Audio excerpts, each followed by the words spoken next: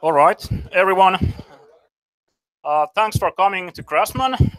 This is our first React Helsinki event hosted by us. So I expect some technical difficulties, but with the house full of creative nerds, I'm sure we can survive those. Regarding today's facilities, we have food. Most of you have already got fafas. A few different items there, and the more important thing is the drinks. There's one fridge back there, and what we have here today is a world premiere of Seniori Devaaja, Senior Developer IPA. It's specifically for this event, so enjoy. We have, after you had the few beers, we have one bathroom back there and two more back there.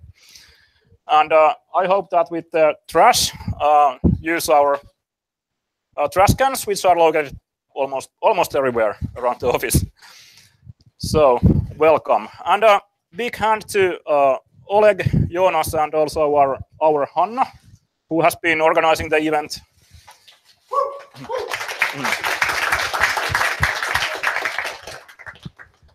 And I think we have, how many t-shirts do we have? About 40 t-shirts are left, so pick yours, probably after the shows, because we have interesting talks today, and our first presenter is, actually I'm going to give this to you so you can present yourself. Samuli. Okay. Wait a second.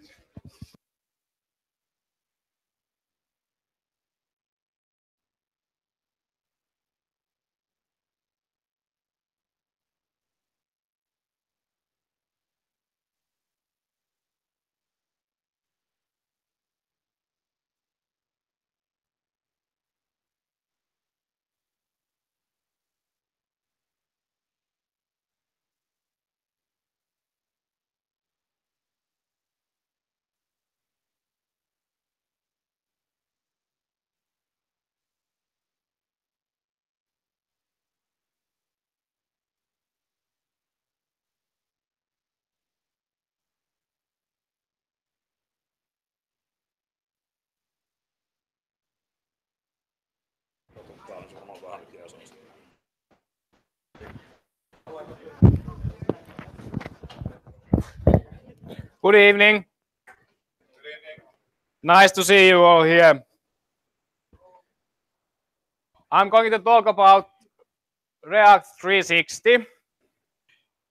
And I would like to ask first, how many of you have been dealing with React 360 or React virtual reality or VR at least on some level?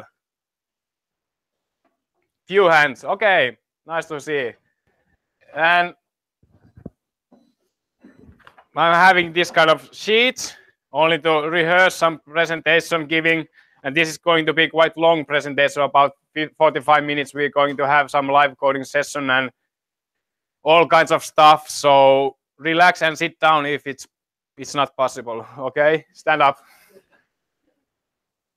However, this is going to be kind of beginner level introduction to VR world and React 360, so nothing hardcore in this presentation. And like I forgot to mention, my name is Samuli. I'm a React Native developer myself and been dealing with React Native and now React 360 and VR quite a lot recently. So React 360, although I said is okay. Hold on. Okay, so React 360 is not React VR. It's completely, or not completely different, but it's kind of diverse project from React VR. So Oculus and Facebook, they created React VR around March or April 2017, a bit over a year ago. And React 360 was published in this May, so a little over a month ago. And the reason why it was published is that because React VR got a bit stuck.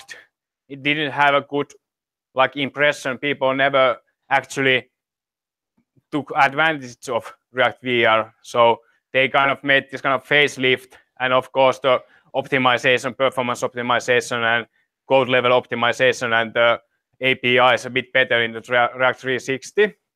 So they kind of went off different tracks and they decided to publish it as a... Thank you, Jonas. And they published it as a different project.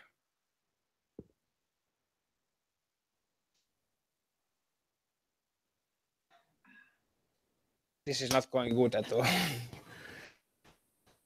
Okay, but let's get started.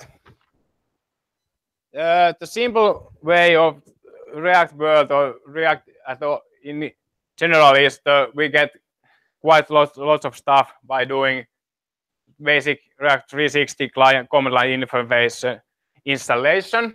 Then we just init the project. That's all. Then we just need to start the server or the server. So we're good to go after that. So no needless steps like installation or webpack config or different kinds of configurations. We just have these 3 lines to remember. And the structure of the project, it's kind of, of course, you define the structure, the architecture, but basic level is that we have index.js, index.html, and client.js. And the index.js is kind of containing the core or the, how do you say, the actual application. Index.html is only the HTML wrapper for displaying your application inside the web page or web browser. And the client.js is the actual creator of the instance of React 360 project. So it actually hooks up between the React server, or how do you say, it's kind of server and with your client code. So these 3 files are the main core of the project itself, and the whole architecture and the components you're using is built on top of that.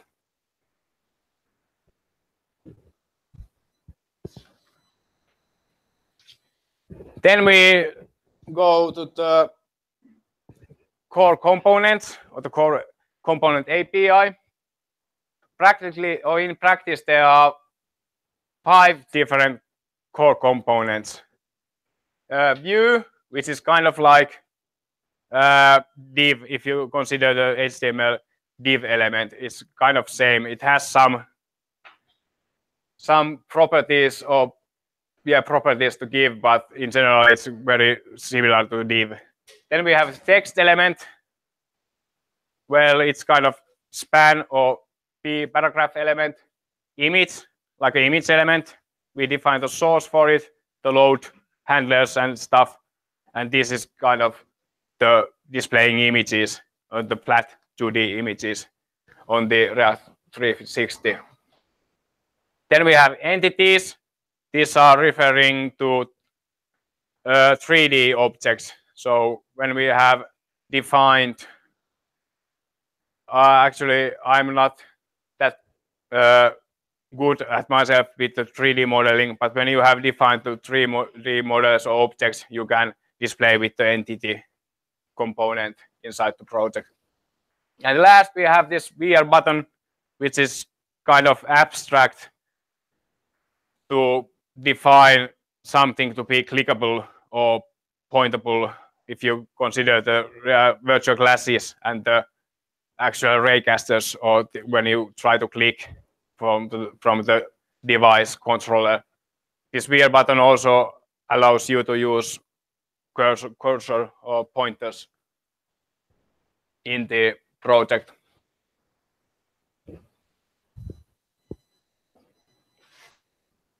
Few words about the layout. So layout is kind of, I would say, hard to understand or wicked. That's what I mean is that either if you're done with the React or developing with the React or React Native, you know there are mostly pixels used, or you can use relative measurements, but in general you are talking about pixels. If you have 1280 wide viewport, then it's 1280 pixels. Same goes with React Native. Mobile devices, they have certain pixel and pixel ratios.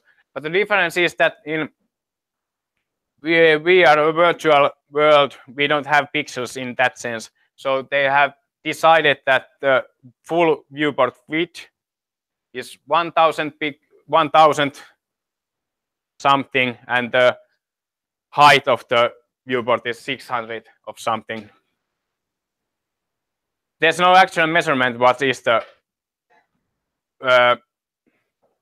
property for it. 600, and that's the height. You can always have like 500, but not 700, because then the layout will get messy if you define it over the limits. Then there's 3D versus 2D. So in general, we think the virtual reality in 3D world, we have 3D objects, and we have depth, we have width and height, all the 3 dimensions. But layouting is, or it depends on the how do you define the object or the element. It can be 3D or it can be flat 2D. So that depends how the layout is measured or how it's calculated.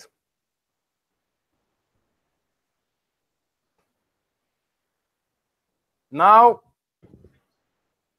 I need you to stand up for a while, or most of you are already standing, but all of you.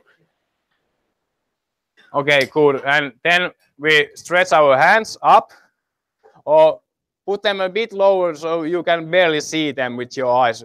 Look forward, but lower them like you see your hands.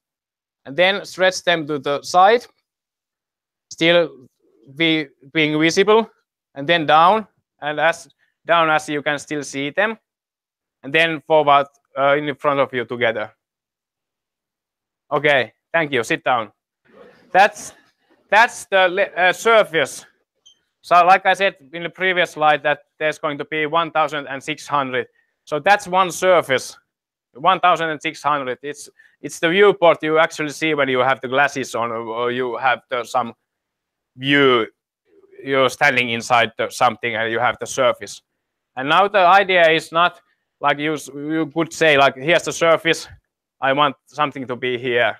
You don't define it in that surface. You have to define several surfaces.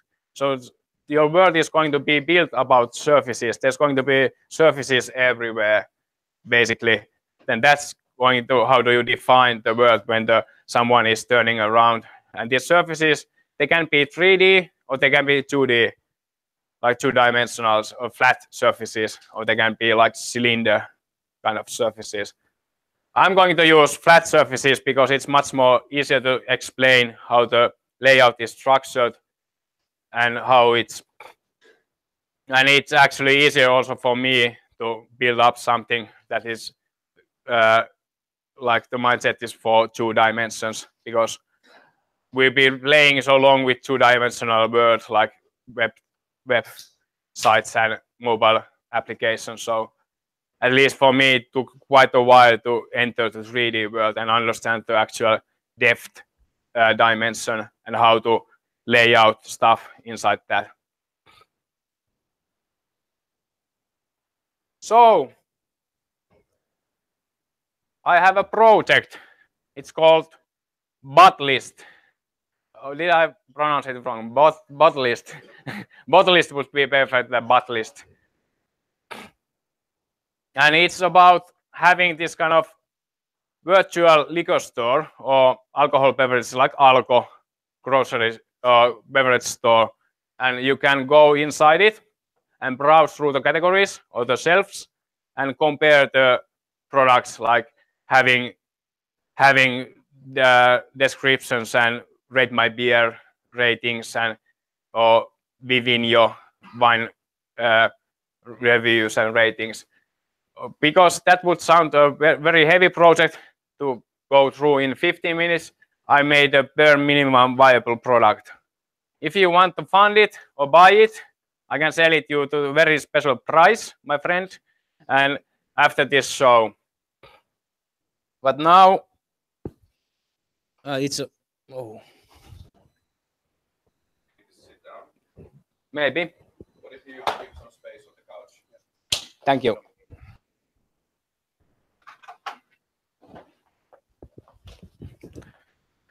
So let's hope this works.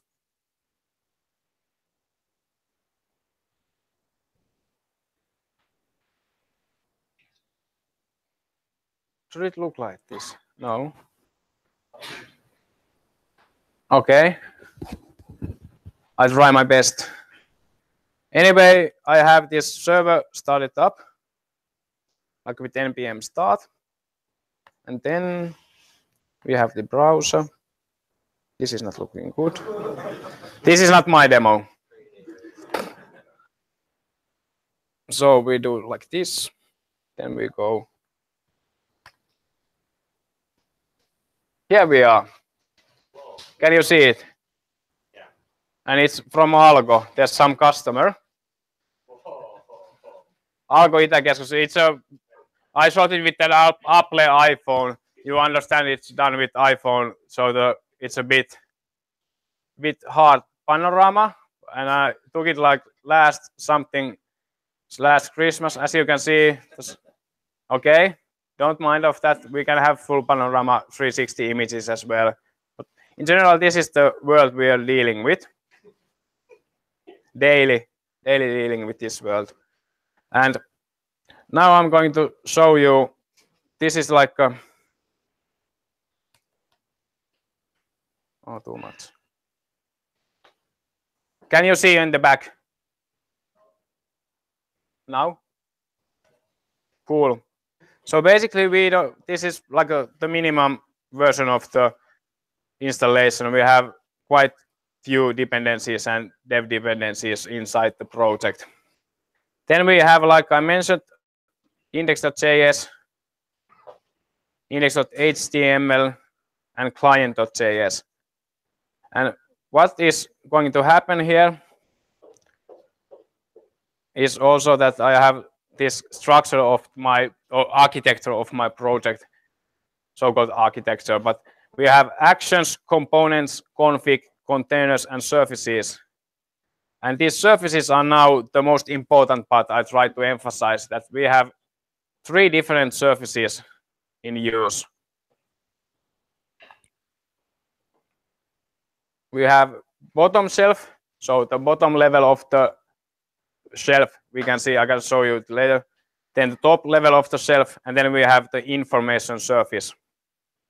And to show these, I can change from the layout.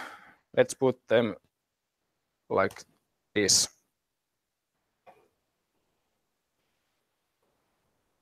Now you can see the surfaces. So this is the bottom one, and this is the top one. And they 2D or 2-dimensional surfaces, so you can see they don't actually adjust that well in the atmosphere or the like 3D world.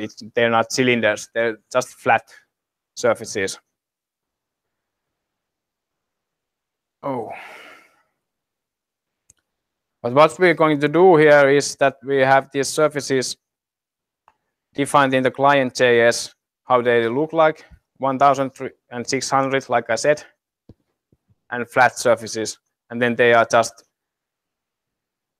set on the environment. And this magical number here is like we have these calculations where the math or the math pi is 90 degrees when it's divided by 2, and of course it's back when it's divided by, or not divided, and when it's divided by 4 it's like 45 degrees over here. So that's just some magical number coming from the idea. I don't know why, because I'm not that good in math, not especially not 3D math. I just copy pasted this from the docs, but apparently it works. Anyway, we have the top one, bottom one, and then the info surface, and then we add them to the actual compositor or the React 360 project. Then we have the index.js, which is registering these 3 surfaces as components. But the cool part is now that when we go, you can see it already.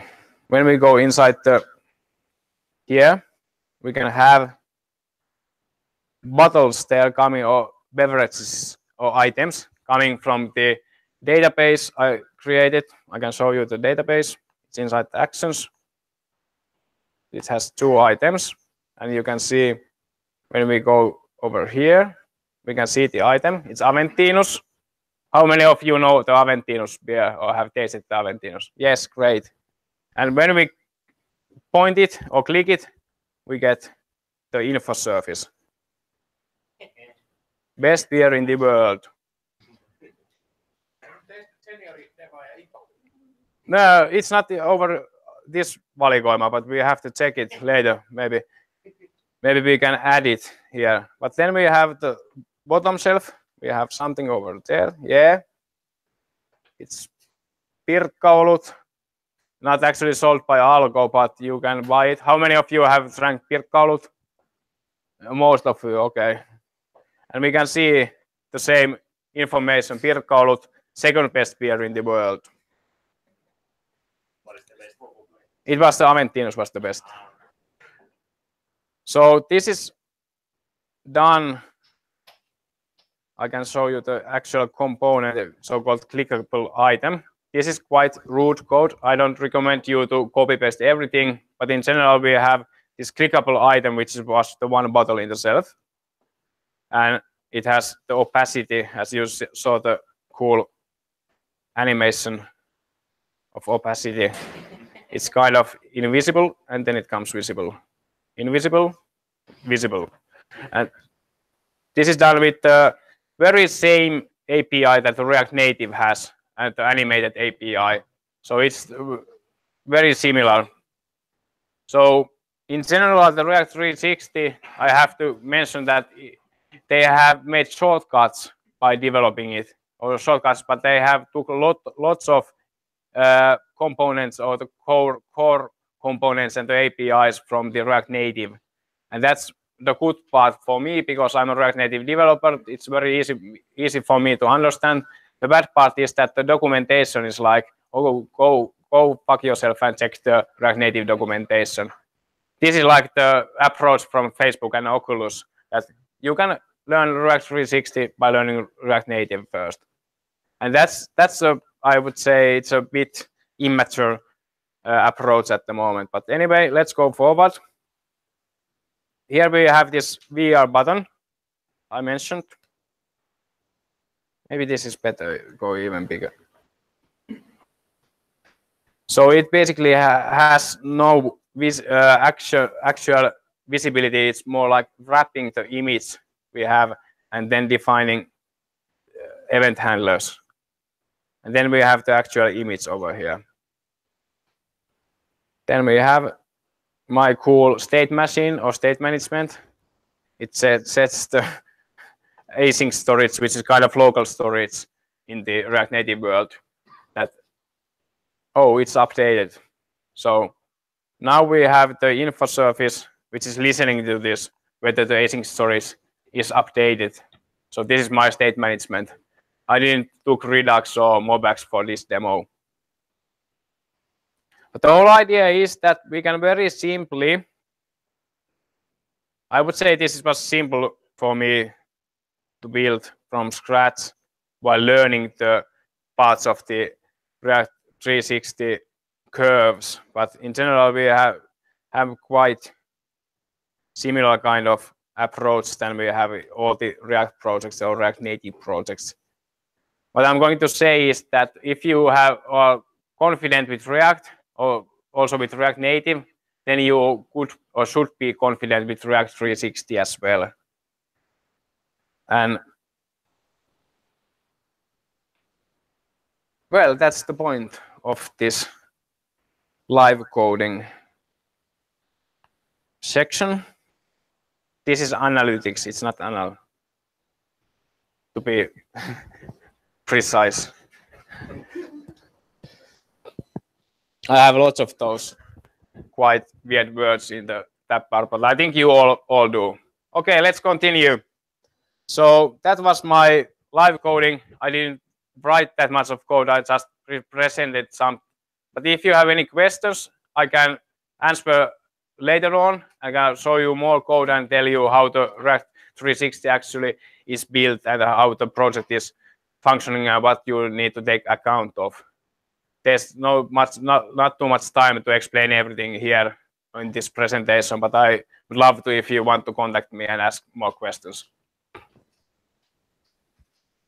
Then the recap is that my assumption was that React 360, like 1 month or 2 months old baby, is not very mature, and that was a correct assumption. Although the React VR has come like 1.5 years almost, and this is like a child of the React VR, still it's very immature. But however, I would say it's a very prominent or very good framework if you're interested in VR development or virtual reality in general, and trying to like koeponnista, like try your first attempt on VR world, then and you know React or React Native, then it's very good choice for you. But it's mostly for web VR. You have 3JS, WebGL, and this kind of rendering engines limited to React world. There's no this kind of cool things like Unity, Unreal. They have much more power in doing different kind of approach. We can do user interfaces and learn by doing user interfaces in the VR world by using React. And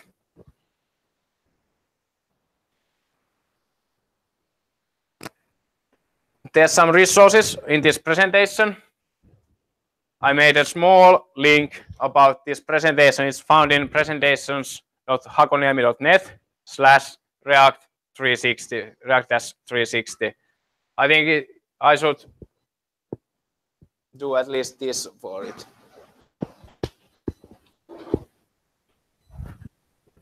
So I can deliver it to you if you want to see this afterwards, or you can ask me the link. But the other links are like the general documentation, both by Facebook and the virtual reality docs in general by Oculus. And then if you have an existing VR project or React VR project, you can actually migrate to React 360. And then there's a very interesting and bubbling under framework for virtual reality and also augmented reality or AR and XR apps. Making those is Viro React. It's not coming from Estonia. It's Viro, I think. Can't remember which country it originates, but it's a very cool framework. You should view it. Then there's, of course, I'm missing here, there is A-Frame.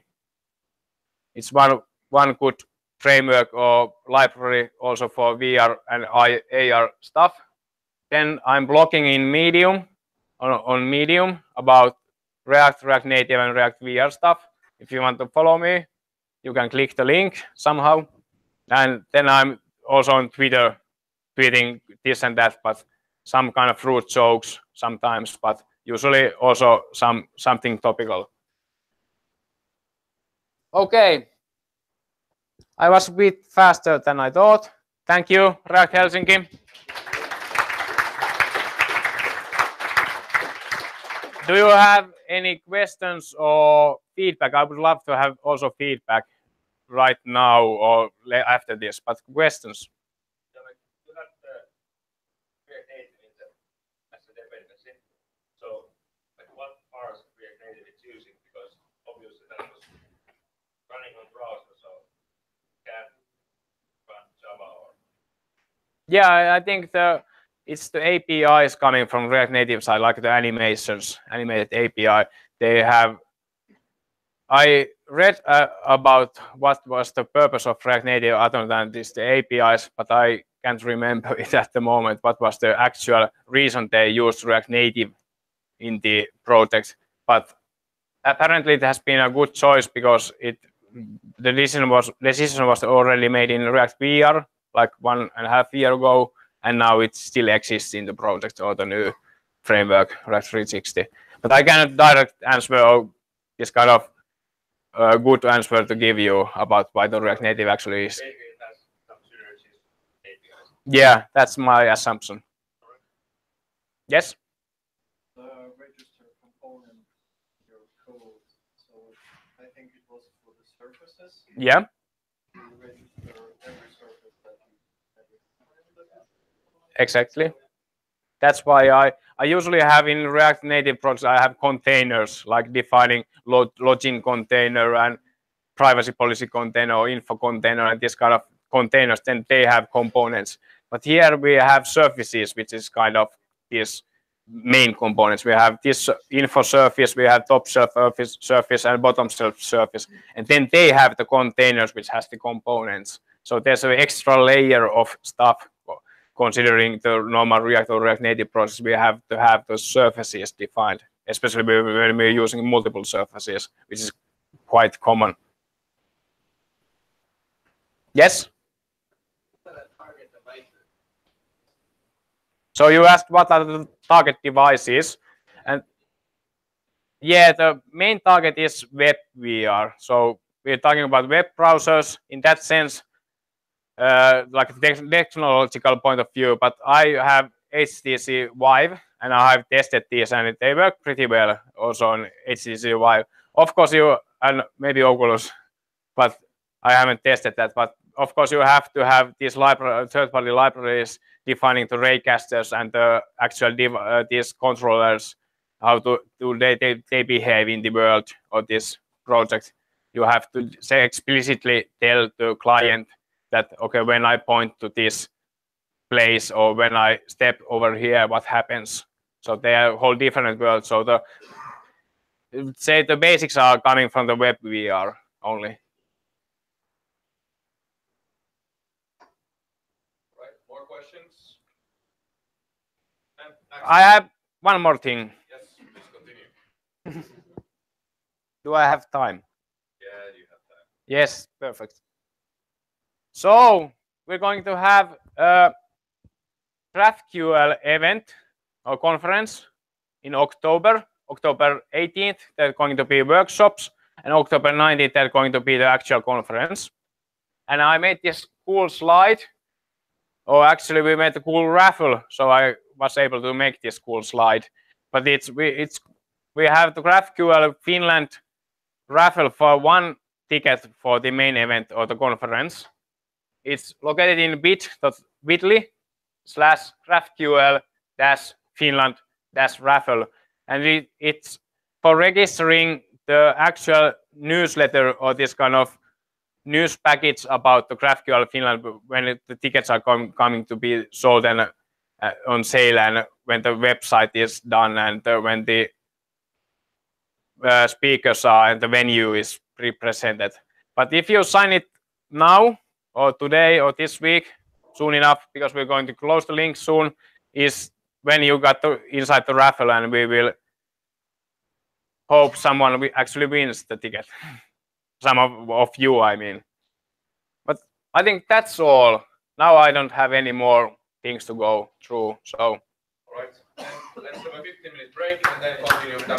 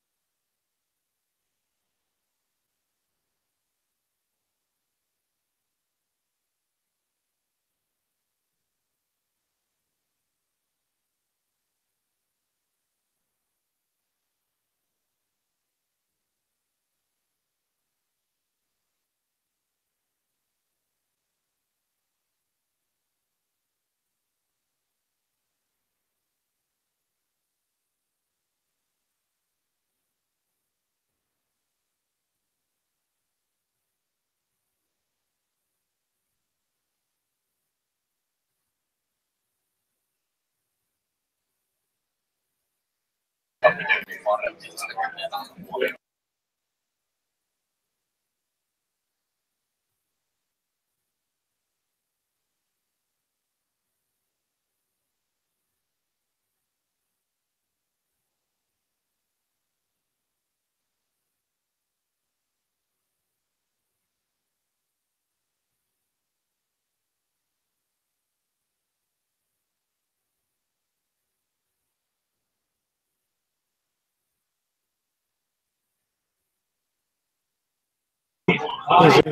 now you are in the stream. Okay, and then I will share my desktop somewhere. You can shut down the camera. Yeah, and you can also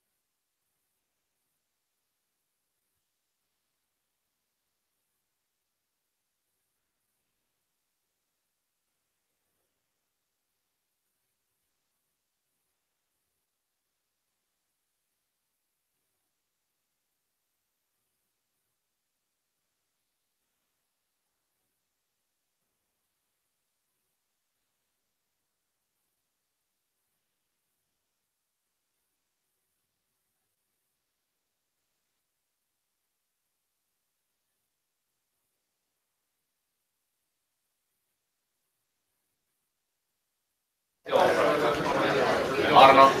Yeah. Start talking to the microphone and I hope All right. faces will align this way. I guess you can hear me. Hey, my name is Arno. Hey people, Yeah. come on. We're continuing. Thanks.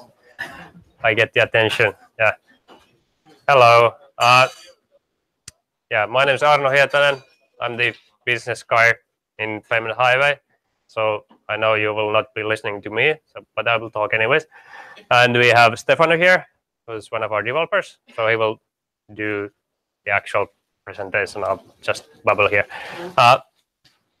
Who of you was yesterday in the React meeting meetup? Okay, I have also some new slides for you.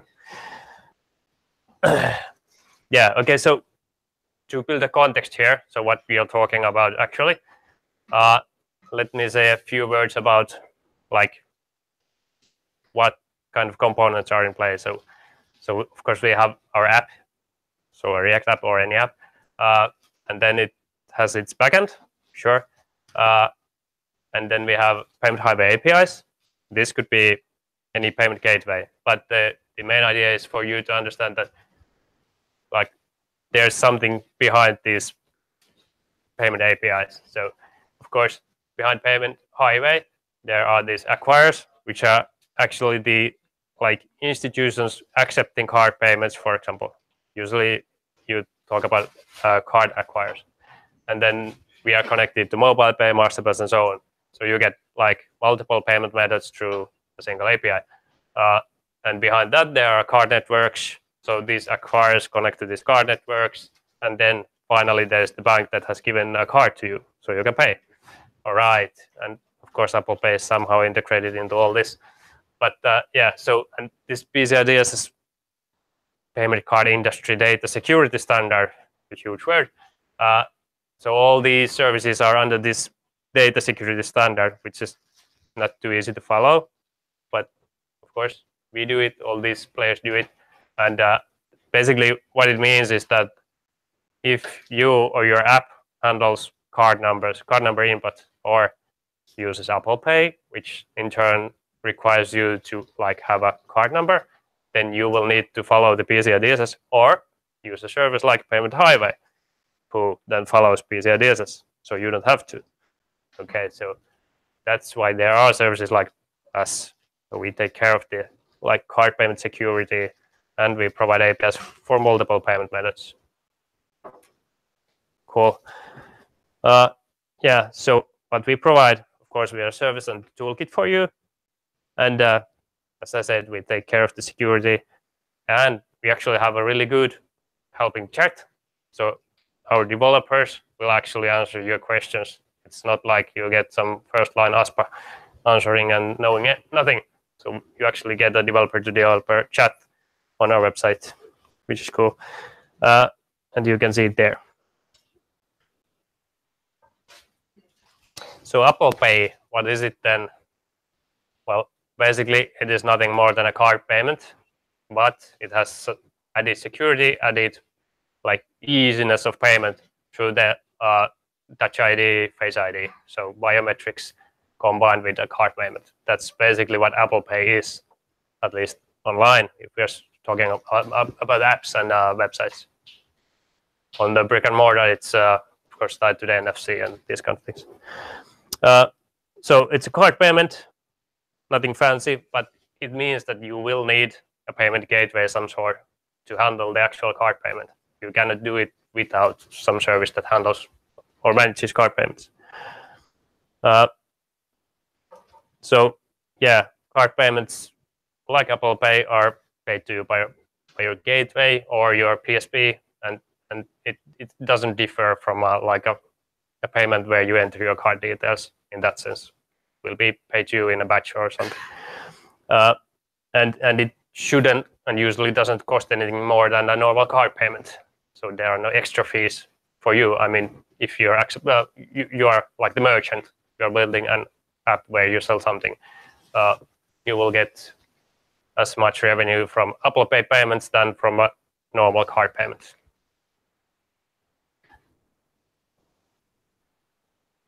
All right, so Apple Pay added in the last picture.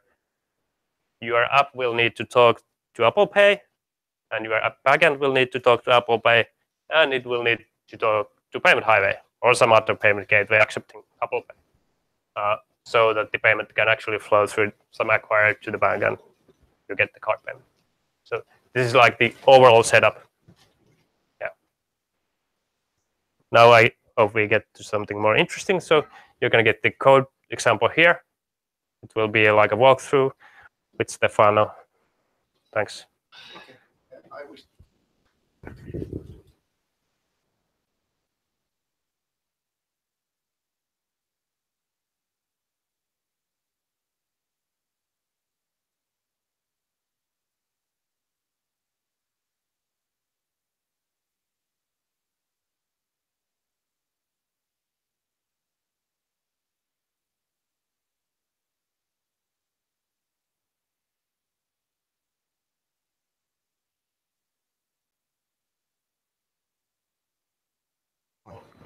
Hello, I'm Stefano, and we will run a demo now about how you can integrate Apple Pay in a React app. To run this demo, we set up some infrastructure. You can see here. As Arno mentioned, there is a client, of course, React app, and a backend part. For that, we will sync a bucket. We used Amazon. We will sync a strip bucket for the app, and then I'm not going to the configuration, but we have the content provided from CloudFront. Everything have to be in HTTPS for Apple Pay. Then with a certificate manager, we provide a certificate. And we had even one domain for the demo, phdemo.tk, and then I just route that URL to our demo. For the server side, for the backend, we use serverless. We use this nice framework, serverless. I don't know if you used. We will have two basically lambdas, and we will see later. I'm not going to explain, but with serverless, it's quite simple to get this running. I have to share my screen now. Yes. Yeah. Not this one. Yeah, I put out. Yes. Yes. I'm able to get. Sure.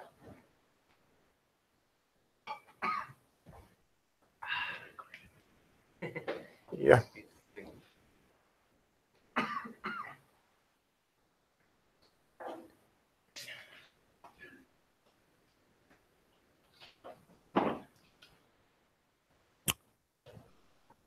Is there? Yeah.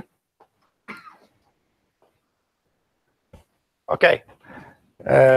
This is the Payment Highway repository in GitHub. You can get all the code that we are going to show now.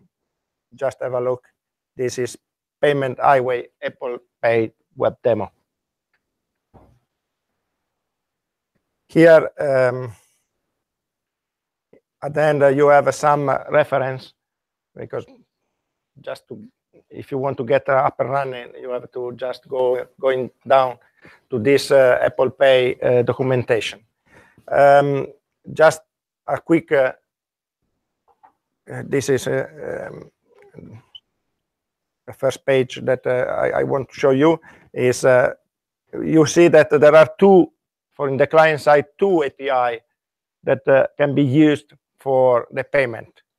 The Apple Pay JS, that is from Apple, of course, or the payment request API. That these are API under W3C, is under discussion in the payment group.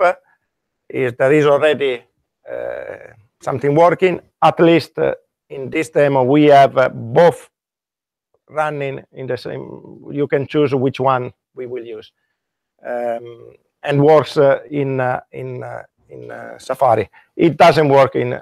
At least I could not get working in Chrome, because payment request is supposed to be a cross-browser API. Okay, but still not finalized. And okay, let's start. There is some configuration that in order to start to use Apple Pay, you need to do, even with the payment highway. There is already here in the config in the site of Apple that you need to define a merchant ID. Okay, and you have to add this merchant ID in your developer.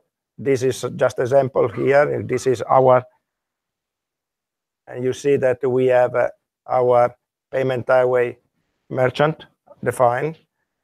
There are quite a certificate that you have to define. You have to add your site. For example, here you see I added our site for the demo. Then you have to verify that this site is. You have to download a certificate that you have to load in your website. There are two basically certificates. One is because when we will communicate with the Apple Pay server, there is a double-way SSL communication. You need the certificate, the private key, and even all the data that will get back from Apple Pay server are encrypted, and we have to provide the certificate. We need to have generate a certificate, provide to pay payment highway the certificate and so on. But I mean, there is the documentation that explains this. Let's go to the code now. There is now we will start. I have here in the client side a couple of configuration: the merchant ID, some display, not about the merchant ID, and this is the base URL for the API in the serverless, and there is a way to define if we want payment request or not. At the moment, we go to payment Apple Pay JS API by default, and there is a way to start in kind of step by step. We will go in. It's already there. If I already, okay, sorry.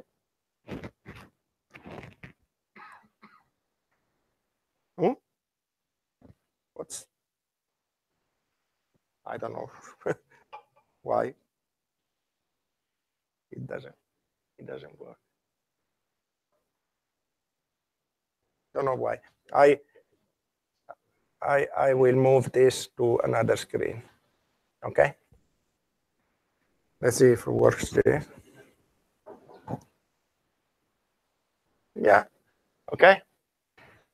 For the demo, I implemented a really simple example of shopping cart, and I'm using trial period to reflect because it doesn't work in my PC for some reason, a quick time, but sorry for that, but I don't have any other option now. This is a sample of shopping cart that you can implement. Now I want to add here the Apple Pay button. This is the first step that we are going to do. How we do? I go to here. I implemented a simple component, really simple, Apple Pay button, just to show the button or that is not available. Of course, we have to think that the first thing we have to recognize if Apple Pay is available or not. This is the first API that we need to get running. And here it's really slow, actually. there is here is Apple Pay available that I implemented. Since we have a two API that we can use, I just implement a really simple abstraction of the API. Really simple. Two API only. One to check if the Apple Pay is available, and then we have the two implementation from Apple Pay. This is the code for Apple Pay JS API, and there is the other one that is for payment request API. For let's forget payment request and let's concentrate only in payment in Apple Pay JS API. For checking, for example, checking if Apple Pay is available is really simple. Just check if Apple Pay session is available. That's all. And this provide two API, can make payment, just a general API to check if you can do a payment. Doesn't check if you have a card or not. Or you can make payment with active card and for that merchant ID. Then that means that you can do a payment. There is active card and you can do a payment. Okay. Then we can just get the Apple Pay button in the shopping cart. I have here one simple that we can uncomment. I just import Apple Pay button. I need the merchant ID. Of course, I have here one simple payment conf that I get the data from the variable. Okay, and then let's add the button here instead of the placeholder. Okay, then let's put even already some click that we see that something happened. I have here already click. Really slow.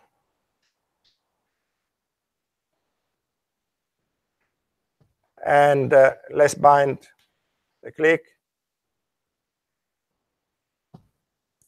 Okay. Now we just deploy. You can check this is just deploying to the bucket. Takes 5 seconds to get where is.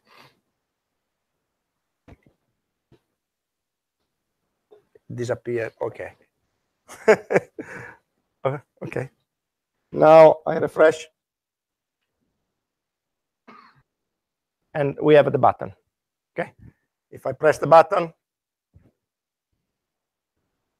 doesn't work. I was pressing. And just nothing happened. Just now we go to the second part. The second step is let's make the actual payment. This is the first things. We need the server side for this part. Okay. In the same project, there is a sub-project with all the server part is serverless. We have basically two Lambda. The first is the session. The first things that we have to do is validate the session. Okay. The session is that we need the certificate because this is a TSL two-way communication, and we have to pass the certificate and the key that are defined in this configuration. Okay, it's not public. You have to use your. Okay, and it's just a request, post request to Apple Pay server with some data that we will see later. What does Apple Pay server? Just validate. We get the URL, the server that will validate the session. We will get as a parameter here the URL endpoint. Okay. We will see later when in the client we provide this one, and then just we get from the server, the Apple Pay server, data encrypted, and we just, you see, response. We just response to the client, exactly the data up to the client, nothing else. Okay. If we go now, this is the server side. If we now go to the client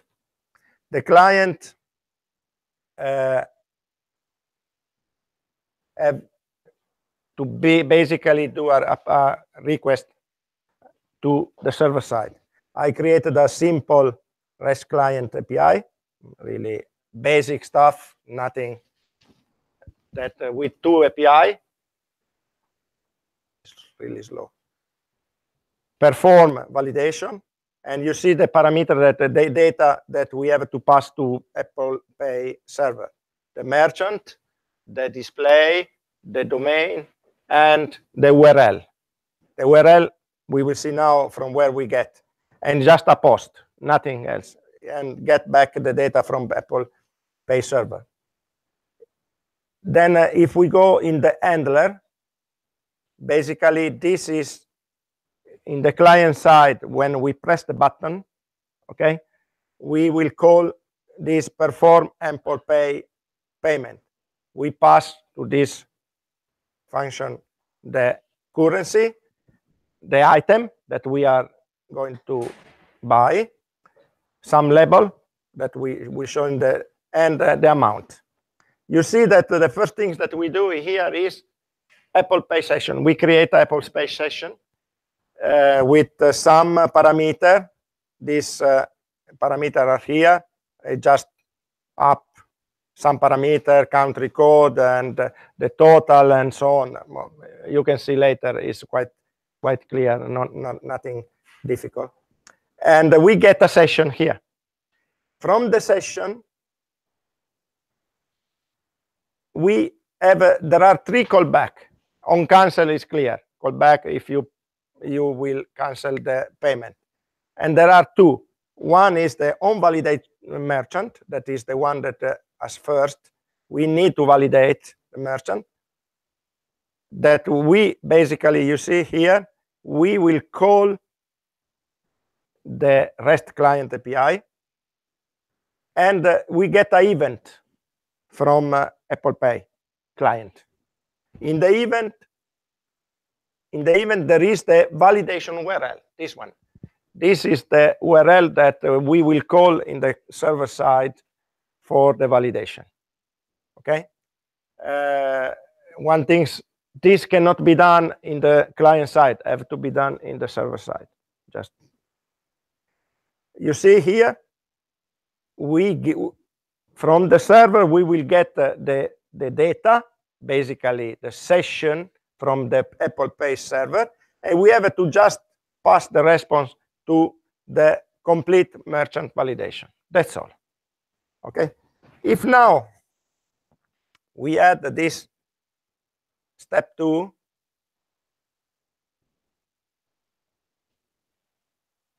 we need to call this perform payment.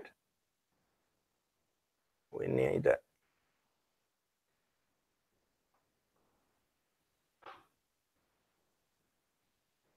and comment this one. Should be enough. Yeah. Okay. I push the changes.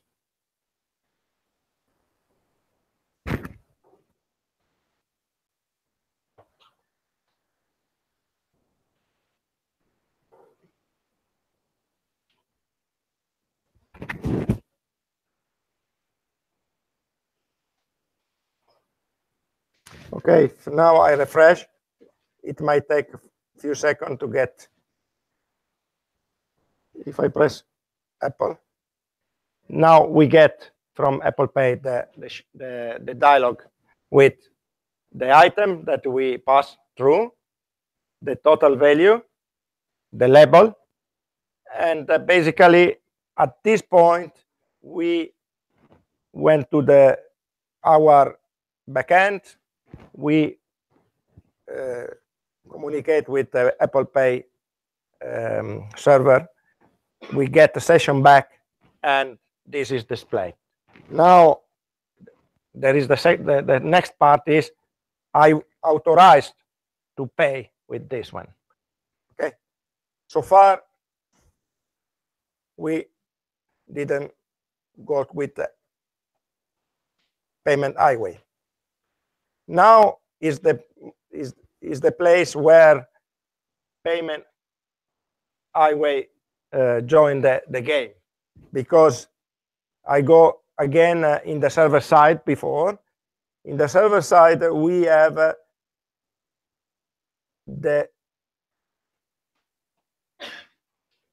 is here the function that will make the payment. Okay, you see that there is a dependency with payment highway. We will get here the encrypted data that we got from the session here. Okay, we have to pass certain number of course, for payment away, the secret key and account and so on that are defined in this environment variable for this case. Okay, and it's just then call payment API. This is payment highway, and then just execute the debit, in this case, debit Apple Pay transaction, where we pass through basically the token, the payment token that we got from the session. Okay, now we will see how basically these are encrypted data, and payment highway is the one that is able to decrypt and do the payment. Of course, now we are using a staging server for payment way. What does the staging? Just get the data and decrypt, check if the credit card is okay, and then just return okay. It doesn't do the real payment. That's why I can try as much as I want, and doesn't charge anything in my credit card. Okay, now we go back to the client side. In the client side, in this under, as I said before, there is a callback for the validation and a callback for payment authorized. That means as soon as you put your finger in the Touch ID, you get back here. And what we do here, we just perform Apple Pay debit, just rest call to the server side, and what we pass through.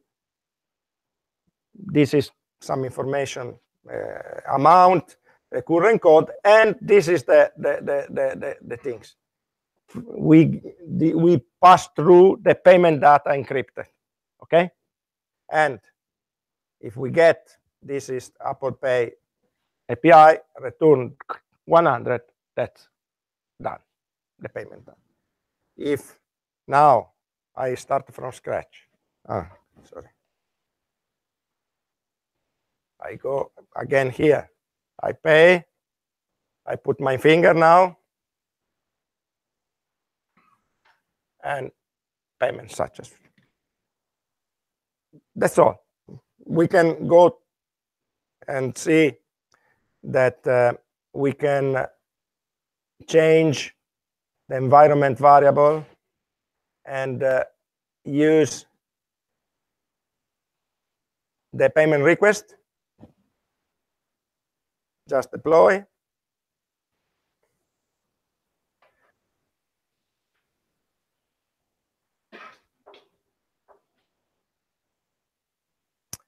And it works in the same way. The communication with payment highway is the same. And you see that now we are using payment request API. If I go back to the here,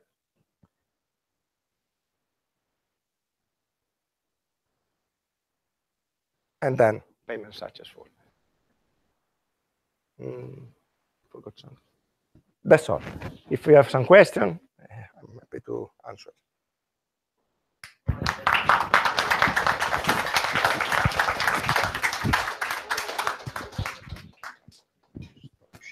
Questions to Arno? Go ahead, ask something. Something at least, yeah. Why use Apple Pay? Ask that. Yeah, why use Apple Pay? Yeah, if you have any customer that is using Apple devices, then you should provide Apple Pay. That's basically what it is about. I don't know. I guess many of you have tried it. I don't know if you have tried it like online, but it's like super easy. Once you've done it like once, then most likely you will select Apple Pay the next time you see it. So it's really like almost a de facto if you have an Apple device and you have enabled Apple Pay on your device. But of course, for Android owners and other device owners, there's no way to use Apple Pay. So you as a merchant, of course, you should enable other payment methods also. But for Apple users, Apple Pay is a must or a de facto these days, I would say. Who here uses Apple Pay? Like on a daily basis with their phone or some other way? Only a couple of people. Yeah. All right. If there are no more questions, then thank you, Arno, Stefano. Thanks. And these are you can set up.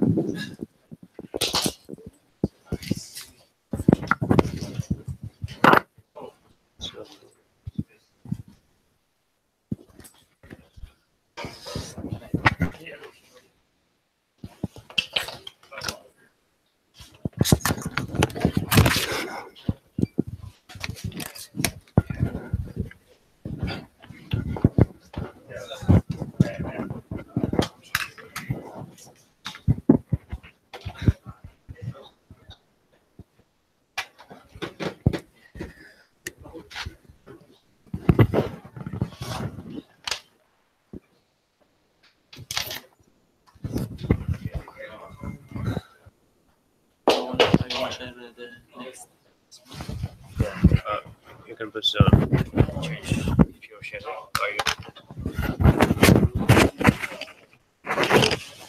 You put sharing on. Sharing. ID.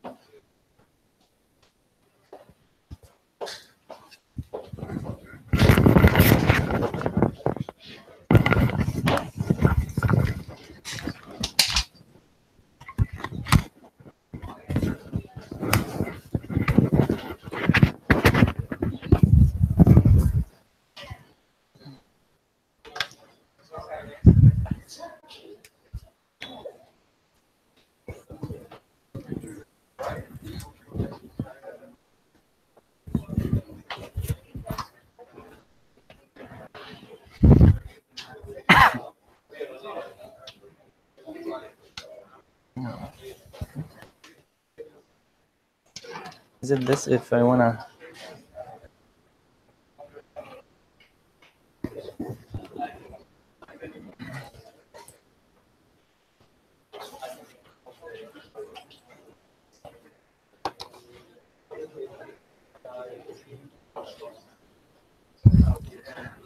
Okay. Good evening, everyone. Can you hear me well?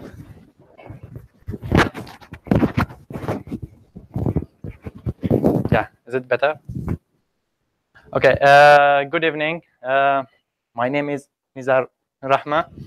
I am a developer at Digia, and I'm a head teacher at Integrify.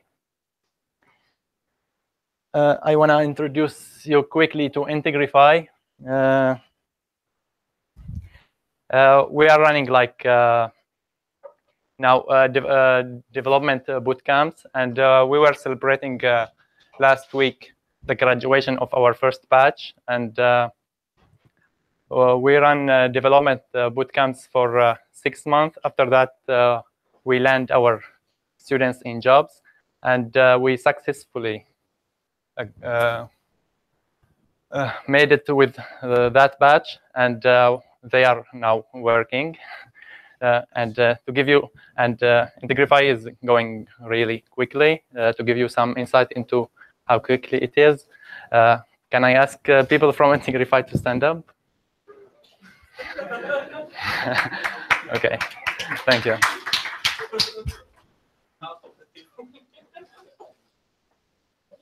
All right, I will move on to my topic. My topic is rich text editing in React. First I want to ask how many of you have used or have tried to do like rich text editing in React? Okay, not many. First of all, what is rich text? Let's agree on that. This is rich text. It means like turning plain text into more exciting version, like bold, underlined. This is running really slow. Oh, wait.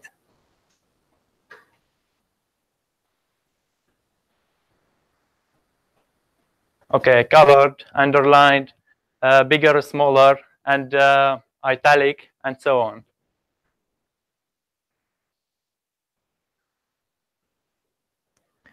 Why should I care about it?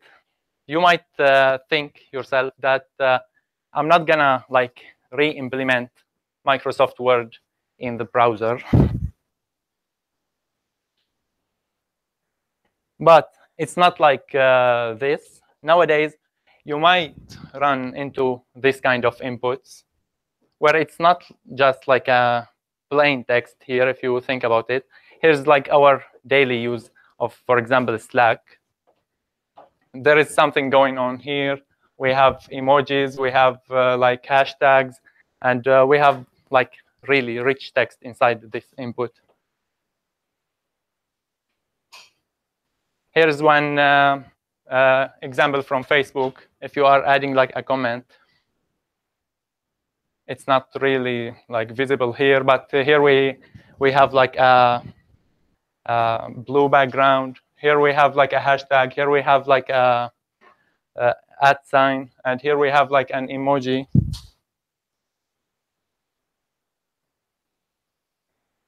So if we think about it, what are the solutions we can get in React, or how we can add this kind of richness into our inputs? First, if we think about input of type text, like our normal input, it's not gonna solve our problem.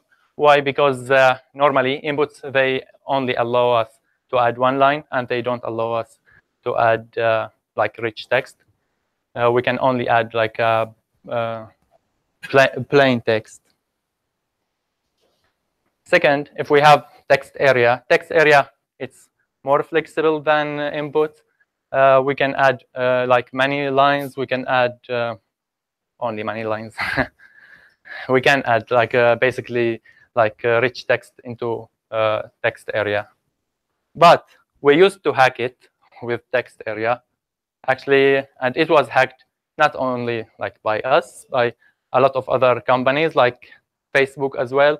So this that comment example, it used to be like a text area, and above it we have like divs. And if we want to like color something, we color it in the div, and we position it on top of it. But officially, that was a hack.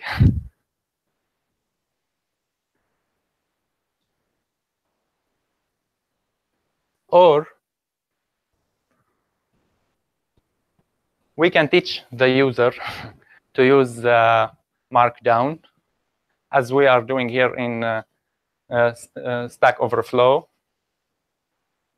So to add like a rich text in text area, you have to write it in Markdown. Then the result would be like a rich text, actually. Like here, if we want to add bold, here's the result would be like this.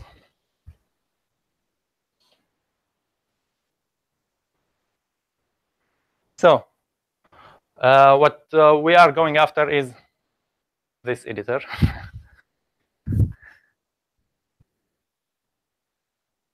I was happy to prepare this presentation because it's my first time that I had to pronounce this word. It's pronounced like WYSIWYG. Yeah. What you see is what you get.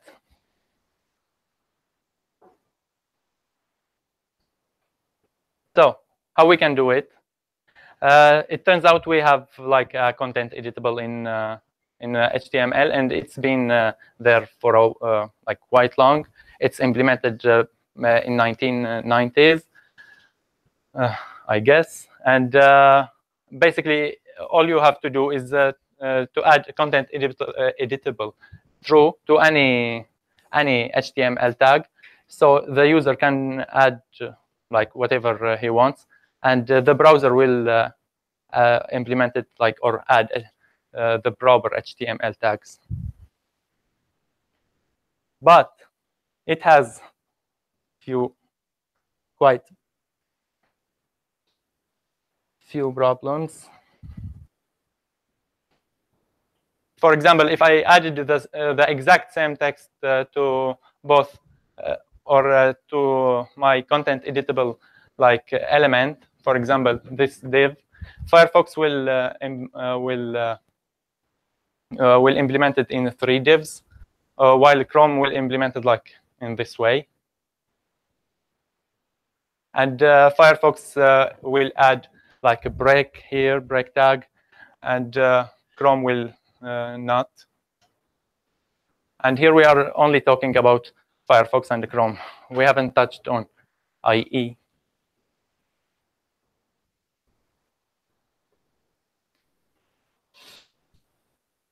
So if this is a solution, how about React with content editable? First of all, content editable is like the first problem is it's manipulating the DOM, which is not good in React, without telling React that we are manipulating the DOM, so it can like update its virtual DOM. The second problem is if we are going to listen to these changes with onChange, for example, we are only listening to what the user is typing. But when we are handling with rich, when we are dealing with rich text, it's not only like that. We have selection as well. So we have to listen whenever the user is selecting some text. For example, if the user want to turn this text into like a bold, italic, or underline. So we can do it.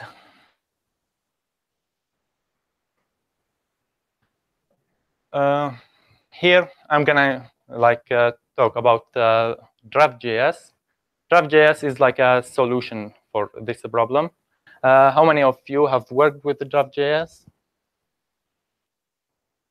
Okay, only 2. So Draft.js is like a radical solution by Facebook. It's a framework for building rich text editors in React, powered by an immutable model. So it's using immutable.js, which is also created by Facebook.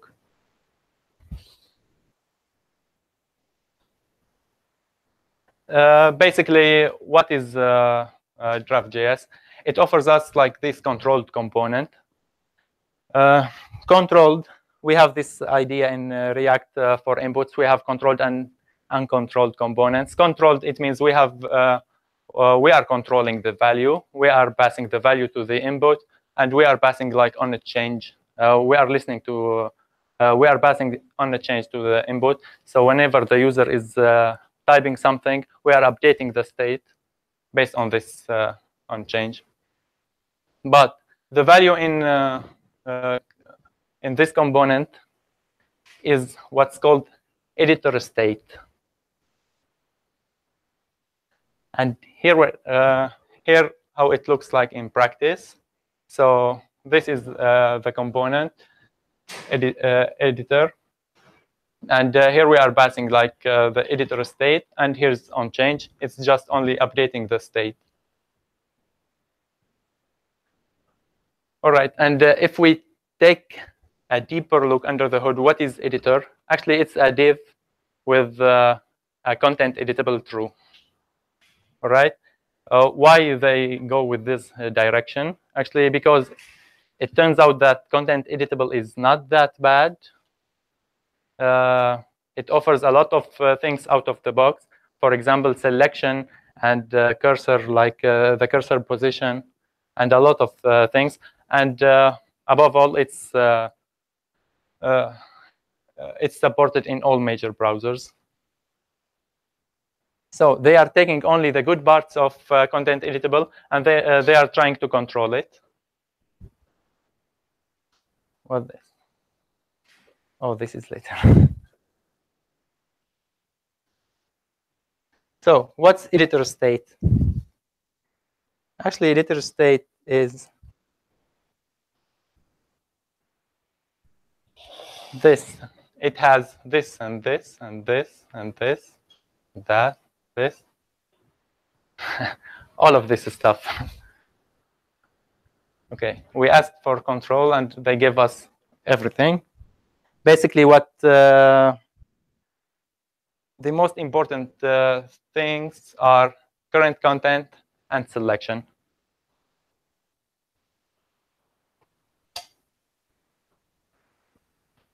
Okay, or what's called content state and selection state. Content state is actually the content itself, what we are typing.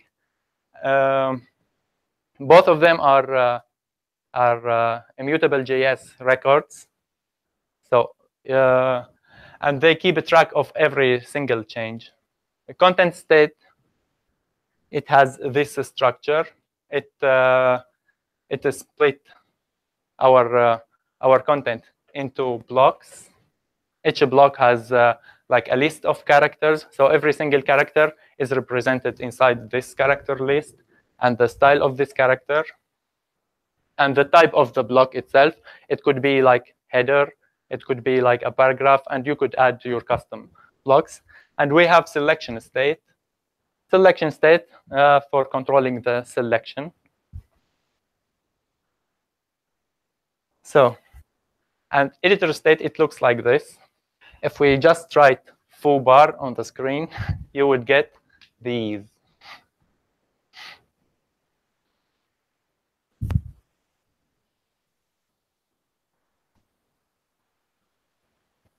Okay. As I mentioned, content state, it stores all the information about the content inside the editor. It has the text we are typing, and whenever you hit like return or enter, and you move the next line, it creates a new block, and each block has its own key, and it has, as I said, a list of characters, and each character, what the styles are implemented on this character, and where its position. And selection state for controlling the selection. So if the user like select like multiple characters, or if he moves the cursor to somewhere, or if he is selecting like from left to right or right to left.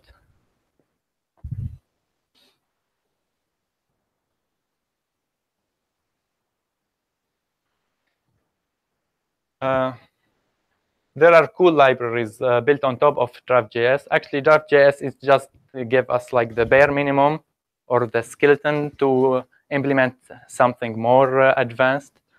And there are people who took advantage of this and built this React Draft WYSIWYG, okay, where you could, it's like a fully fledged React text editor. It works just out of the box. And the Draft.js plugins, it's also built on top of Draft.js. It has a lot of nice plugins, for example, for adding tags, hashtags, and emojis, and a lot of things just out of the box. Our main takeaways today. WYSIWYG stands for what you see is what you get. Hack it until Facebook comes with a better solution. And check out draftjs.org. So thanks for listening. And here, if you wanna like follow Integrify at Twitter, here's the Twitter handle. Thank you.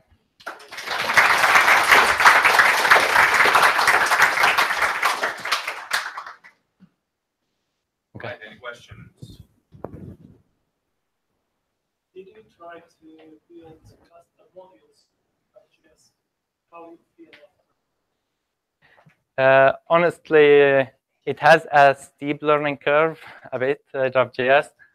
I don't feel that good after after using it, but I mean, you have like full control. I played around with it for quite a long, and I think I'm halfway there. So, if anyone is interested in rich text editors, we've been building for a client for Malek, a editor. It's not on Draft, but it's on Slate, which is a very similar React-based rich text editor framework, and it's gonna be open source. At least that's what the client says. So, if you're interested in that, come and talk with me. I can maybe make it happen here. Yeah. We worked for it like a year now, I think. Yeah, cool. Right. Any more questions? I guess. Thank you. Okay, thank you. And like always, before we let you go, we'll get a last beer. Thank you for Crasman for having us today, and thanks for all of our speakers. I think our next meetup is in August, so we're gonna have a summer break now in between. And I guess we can hang around for about half an hour here. And after that, we're gonna at least go and grab a beer at the Punavuoren Ahven. So if someone wants to join, we're gonna be there. And enjoy the summer. Thanks, guys. Thank you.